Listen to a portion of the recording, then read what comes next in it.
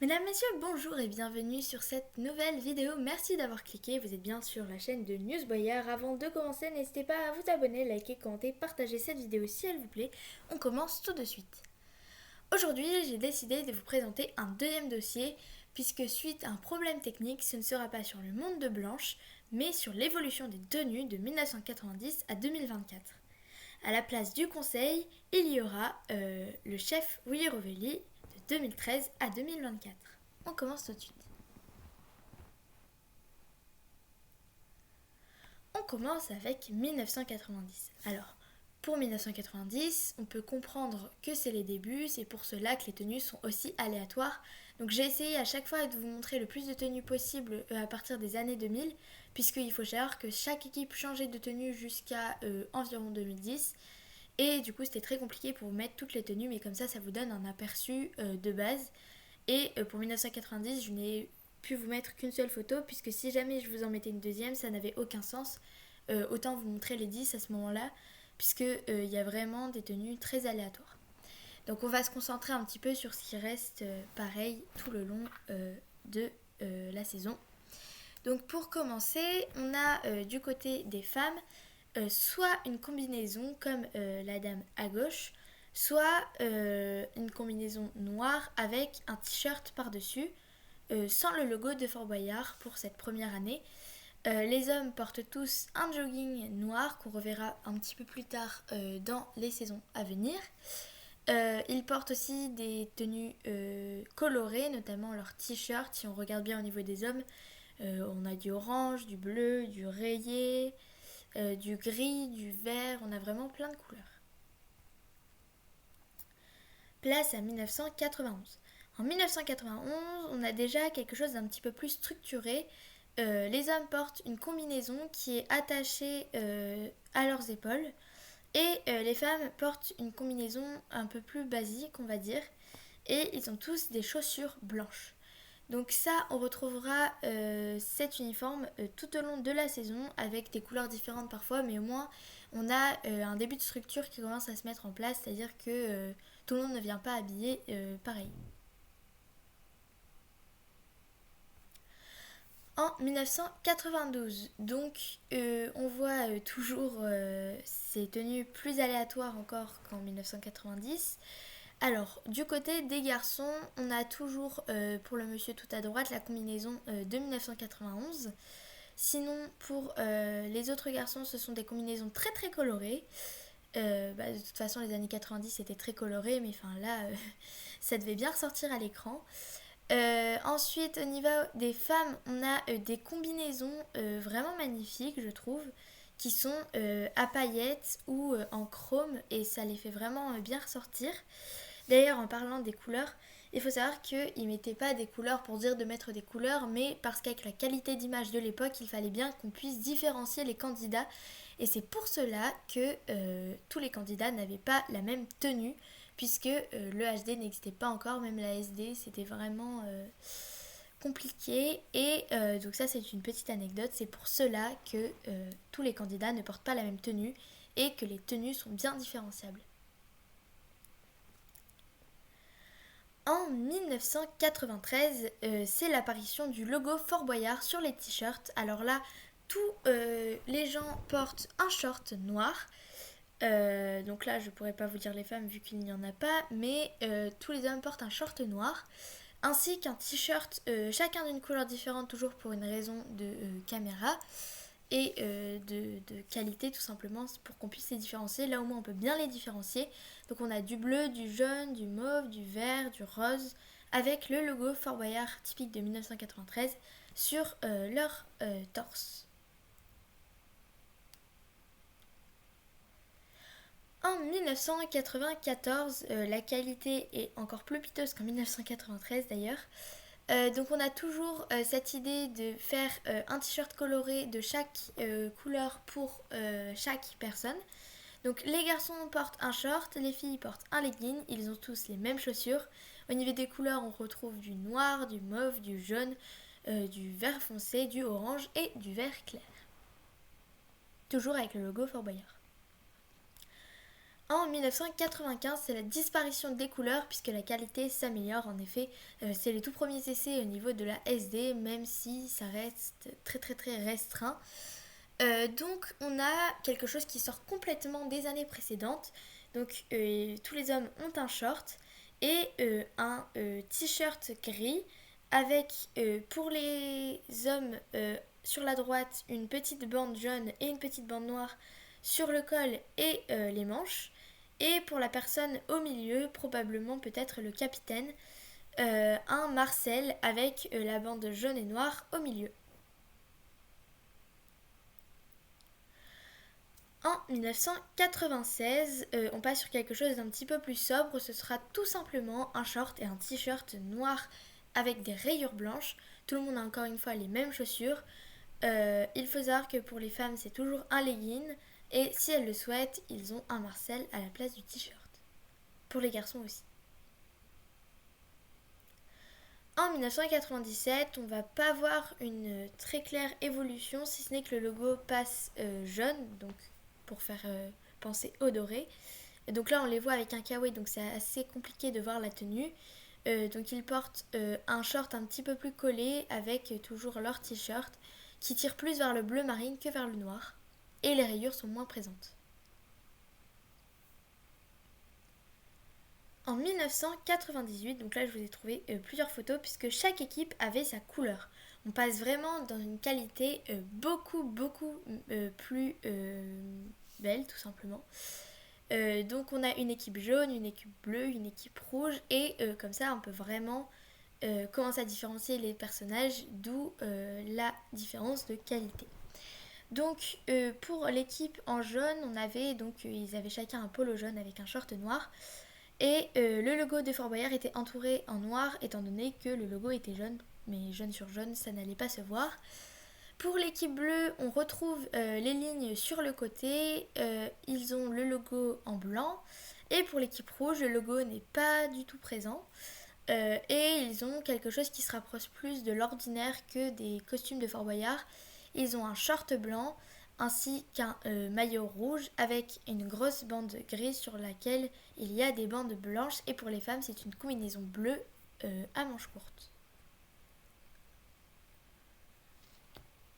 En 1999, on va pas voir une franche évolution. Encore une fois, nous avons à gauche l'équipe jaune qui n'a pas changé, mis à part une personne qui a un uniforme bleu. Au milieu, nous voyons les mêmes t-shirts mais en vert. Et à droite, bicolore, donc bleu et orange.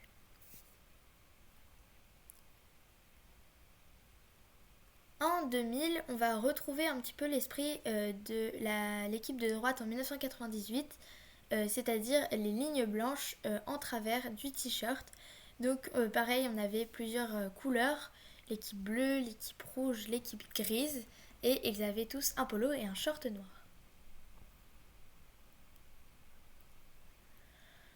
En 2001, c'est la disparition des lignes pour laisser place à un petit peu plus de couleurs et de variété. Donc à gauche, on voit une équipe bleue en Marcel, donc bleu clair, bleu foncé. Au milieu, on a Marcel orange et gris, ou beige, comme vous voulez. Et en bas à droite, pareil que en bas à gauche, donc bleu clair et bleu foncé. En 2002, donc nous avons à gauche une semblant d'uniforme puisque le logo a complètement disparu et d'ailleurs je ne comprends pas pourquoi puisqu'il s'agit d'uniformes beaucoup plus classiques, hein, ils ont tous des joggings un petit peu aléatoires avec pour certains un maillot noir avec des traits jaunes et pour d'autres un maillot beige et sur l'équipe de droite maillot beige et maillot rouge avec des lignes oranges.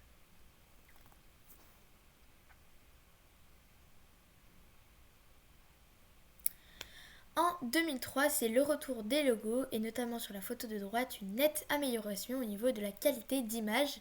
Donc le logo est toujours entouré en ovale, ce qui est volontaire pour faire penser à la forme de Fort Boyard. Nous avons du bleu clair et du bleu un petit peu moins clair et du orange et du violet pour faire un contraste. Ils ont tous soit un pantalon soit un short, mais cela reste quand même assez aléatoire.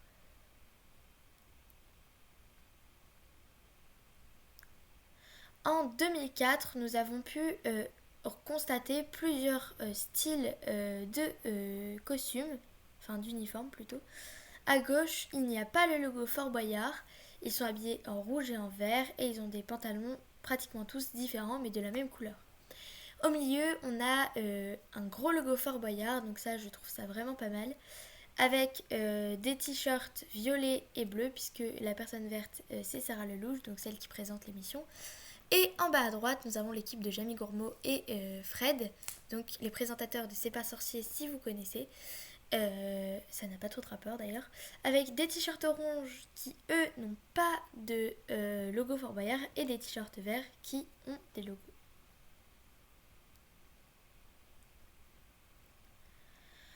En 2005, les logos sont pour tout le monde, enfin presque, puisqu'ils sont disposés aléatoirement, c'est-à-dire que sur les t-shirts bleus de l'image de gauche, ils sont au centre, et les t-shirts roses, ils sont soit au centre, soit sur leur avant-bras, soit en haut de leur t-shirt. Idem pour l'équipe de droite en orange et bleu.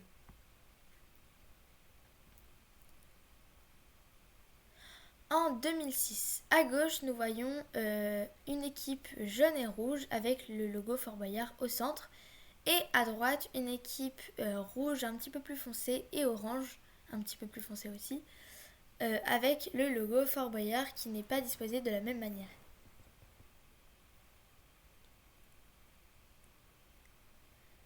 En 2007, à gauche, nous avons une équipe en bordeaux et beige et à droite, oui, en haut à droite, une équipe bleue et rouge et ils ont tous l'uniforme Fort Boyard.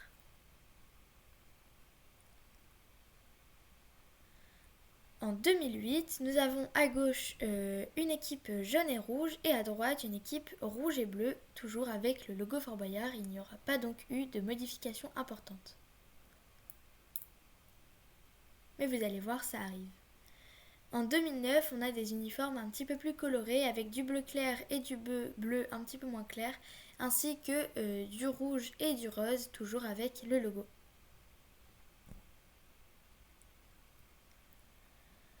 En 2010, donc nous avons l'équipe des Titanes et l'équipe des Cuivres, puisque c'était deux équipes qui s'affronteraient, deux équipes d'anonymes qui s'affrontaient sur le fort en même temps. Donc il fallait pouvoir les différencier. Donc l'équipe des Titanes était habillée en bleu, enfin c'est la couleur bleue qui dominait, et l'équipe des Cuivres était habillée en orange. Donc pareil pour cette saison, les tenues étaient vraiment très aléatoires étant donné qu'il s'agissait pour la plupart de candidats anonymes qui venaient habillés avec un code couleur, mais ce n'est pas le fort qui donnait leurs uniformes, qui les fournissait, pardon. Donc c'était à eux de les ramener. Par exemple, l'équipe des Cuivres, on leur disait thème couleur chaude, l'équipe des Titanes, thème couleur froide.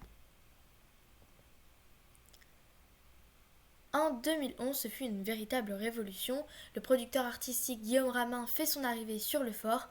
Il chamboule tout, notamment avec l'arrivée de nouveaux décors, de nouvelles épreuves, de la suppression d'un tas d'épreuves, l'arrivée des décors sur les portes et bien évidemment, il a dû aussi changer pour suivre avec le reste les uniformes qui deviennent pareils pour tout le monde. Sauf que certains ont la tête de tigre devant et le logo derrière et inversement pour les autres. Donc ce fut vraiment le début de ce qu'on peut voir aujourd'hui dans les saisons de Fort Boyard. À partir de 2012, on va voir que le style va un petit peu stagner puisqu'il n'y aura eu aucune modification si ce n'est que le logo Fort Boyard cette année est pareil pour tout le monde, c'est-à-dire qu'il est devant pour tout le monde. En 2013, nous constaterons aucune modification, si ce n'est que cette fois-ci, le logo Fort Boyard est à l'arrière et la tête de tigre à l'avant. En 2014, il n'y aura eu aucune modification.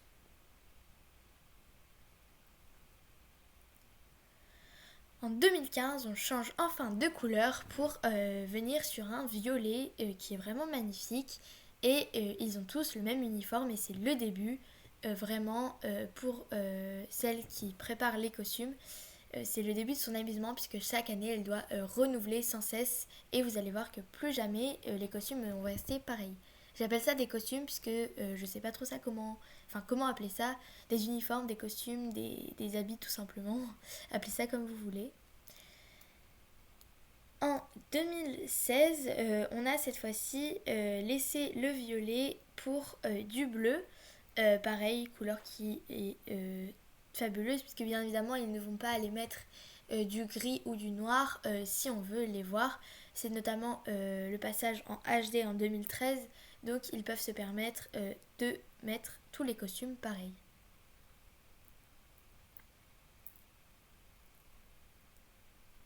En 2017, on peut voir qu'ils se sont inspirés des looks style 2013-2014, mais avec une tenue beaucoup plus noire pour certains et rouge pour d'autres avec les couleurs inversées, par exemple rouge avec la tête de tigre noir et noir avec la tête de tigre rouge, mais ils sont revenus un petit peu dans le même style. En 2018, cette fois-ci, on retourne sur du bleu, mais du bleu un petit peu plus foncé avec les têtes de tigre qui dominent, qui sont en blanc, donc on les voit bien.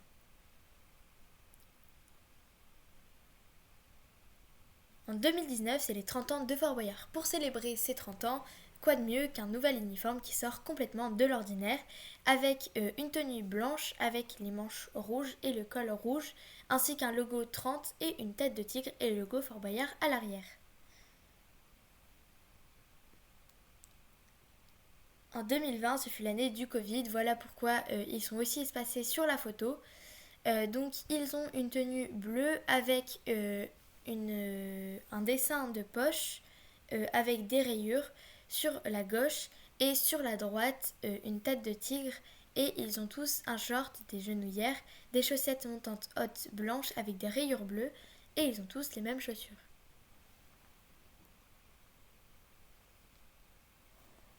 En 2021, les gestes barrières se sont oubliés et les costumes ont évolué puisqu'ils ont tous un short beige ainsi qu'une tenue bleu marine, c'est juste que là sur l'image ça ressort noir, avec un t-shirt blanc en dessous et par-dessus un t-shirt manche courte donc bleu marine, avec sur la gauche cette fois-ci une poche motif tigré et sur la droite le logo du tigre. En 2022, on laisse toujours le bleu foncé, mais on oublie les poches et on remplace les shorts par des jeans ou des shorts en jean. Et le tigre de Fort Boyard a la couleur d'un vrai tigre et non pas blanc ou beige. En 2023, franchement, je crois que ça a été ma deuxième année préférée puisque c'était mon deuxième costume préféré. Donc c'est du vert foncé cette année avec une moitié de tête de tigre et l'autre moitié écrit Fort Boyard d'une façon dans l'air du temps. Et ils ont aussi des petites lignes sur leurs manches. Franchement, ça leur va super bien. Et on n'oublie pas que les chaussettes sont raccordées, puisque si on regarde de plus près, ce sont toujours des chaussettes blanches montantes, mais avec des lignes vertes et oranges. Et en 2024, ce fut vraiment une révélation, puisque j'ai adoré leurs uniformes. Cette année, je les trouve vraiment magnifiques pour les 35 ans. Donc, on peut y voir sur leur costume, donc une marinière toute simple, en pull, puisque cette année il fait froid, avec le tigre, donc ils ont gardé exactement le même tigre, donc format tigre, et je trouve que le contraste entre le jaune et la marinière leur va super bien. On observe aussi une immense évolution au niveau des passes puisqu'ils n'ont plus leur marinière, tout simplement puisque si jamais ils les laissaient, ils se confondraient avec les candidats, ce qui n'était pas vraiment l'effet voulu. Donc on va dire qu'ils ont un petit peu échangé, c'est-à-dire que maintenant c'est les candidats qui portent une marinière et les passes qui portent une tenue un petit peu plus sobre, tout simplement bleu avec leur nom au dos de leur t-shirt ou de leur pull. Et voilà, c'est déjà la fin de cette vidéo. J'espère qu'elle vous aura plu et je vous retrouve samedi. Pardon, j'ai fait une erreur. C'est écrit jeudi samedi, mais c'est bien samedi 27 juillet pour une nouvelle épreuve, le chaudron. Vous allez vous dire, mais pourquoi samedi 27 juillet puisque c'est aujourd'hui? Eh bien, j'ai décidé de vous présenter deux épreuves. Donc pour vous, je vous dis à tout à l'heure, mais pour moi, c'est 3 semaines plus tard. Donc le chaudron, une épreuve qui m'a été demandée en commentaire. J'étais ravie d'ailleurs que cela me soit demandé. Donc j'espère vraiment que cette vidéo vous aura plu. Si c'est le cas, n'hésitez pas à vous abonner, liker, commenter, partager cette vidéo et à m'envoyer, comme la personne qui m'a envoyé au chaudron, des idées, des preuves que je pourrais faire en commentaire. À la prochaine, salut!